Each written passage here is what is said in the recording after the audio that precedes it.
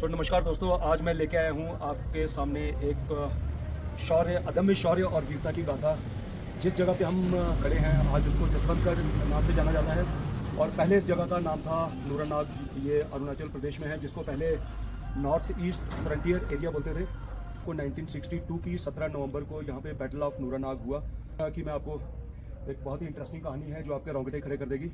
तो ये कहानी मैं आपको यहाँ पे बताऊँगा। इसी जगह पे चाइनीज़ ने यहाँ पे 3-4 बार हमला किया और किस तरह से यहाँ पे चाइनीज़ के हौसलों को ध्वस्त किया गया और अपने देश की रक्षा की गई। अरुणाचल प्रदेश में सेला टनल को पार करके तवांग की ओर जाने वाला हर यात्री जसवंतगढ़ में नतमस्तक होके जाता है। Nuranang valley Jaswantgarh war memorial में आपका हार्दिक स्वागत और अभिनंदन करता हूं। इस मेमोरियल की स्थापना 1966 में की गई है।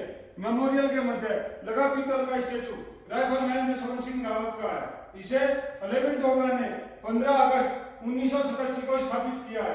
अलमीरा में लगा हुआ सामान राइफलमैन जसवंत सिंह रावत का है। यह इनका ओरिजिनल सामान नहीं है। लोकल और टूरिस्ट को एक जवान का किट लेआउट कर दर्शाया गया है। डेली शू पॉलिश किए जाते हैं, पीने का पानी रखा जाता है और हर मंगलवार को बेडशीट, पिलो कवर, तौलिया की बदली की जाती है। इस कार्य के लिए प्रत्येक दिन हमारा एक जवान डिटेल रहता है। इनका निजी स्थान नीचे है। प्रत्येक दिन हमारे कुक हाउस में बनने वाली bed tea, breakfast, lunch, dinner सबसे पहले इनको सर्व किया जाता है। उसके बाद जवानों में वितरित किया जाता है। रोड के किनारे राइफलमैन जसवंत सिंह रावत के सम्मान में गर्म चाय, गर्म पानी और हलवे की व्यवस्था निःशुल्क की गई है। मेरे सामने आपके भाई 40 मीटर ग्रीन नेट से कवर्ड एरिया, उसको चाइनीज ग्रेवयार्ड कहा जाता है। 1962 की लड़ाई में मारे गए 300 से अधिक चीनी सैनिकों के शव को इधर दफनाया गया है। यहाँ से 100 मीटर ग्रीन कलर का शेड, उसको स्मृति स्थल कहते हैं। स्मृति स्थल में वह पेड़ आज भी मौजूद है।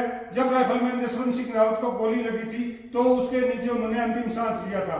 वहां से 50 metre old command post, new command post, वहां से 40 मीटर युद्ध भूमि में वो कम्युनिकेशन ट्रेंच और बैंकर्स आज भी मौजूद है जो 1962 की लड़ाई के दौरान इस्तेमाल किए गए थे। मैं बताऊंगा 17 नवंबर 1962 को हुई ऐतिहासिक लड़ाई के बारे में आपको जानकारी दूंगा। 17 नवंबर के दिन इस जगह चाइना सेना ने 5 बार हमला किया। पहला हमला 0500 आवर्स पर यहाँ की लोकल वेशभूषा जिसे मोनपा कहते हैं उसमें किया, ताकि हमारे जवान उनको पहचान ना सके। लेकिन हमारे जवान इतने सतर्क थे, उनको पहचाना, डटकर मुकाबला किया और हमले को विफल किया। दूसरा और तीसरा भयंकर हमला 0730 से 0930 आवर्स के बीच आरटी और मोटर के फायर के साथ किया। उसका भी हमारे बहादुर जवानों ने डटकर मुकाबला किया और हमले को विफल किया।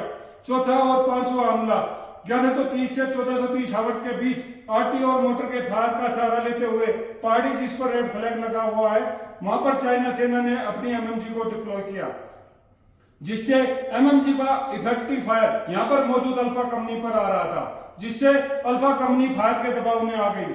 Alpha company commander second lieutenant Sundarnath Tandon साहब ने ठोस निर्णय लेते हुए एमएमजी को बर्बाद करने का फैसला किया और अल्फा कंपनी से एमएमजी को बर्बाद करने के लिए वॉलंटियर जवानों के नाम मांगे गए, जिसमें rifleman Jaswant Singh Rawat, lieutenant Trilok Singh Negi, rifleman Gopal Singh Gosai, ये तीनों जवान वॉलंटियर होते हैं। ये तीनों जवान इस कठिन रास्ते को चलते हुए फायर में क्रोलिंग करते हुए तकरीबन 15 से 20 मिनट में तय करते हैं और एमएमजी बैंकर के नजदीक पहुंचते हैं। वहां पर पहुंचकर लेफ्टिनेंट त्रिलोक सिंह नेगी इन दोनों को कट फाड़ देते हैं।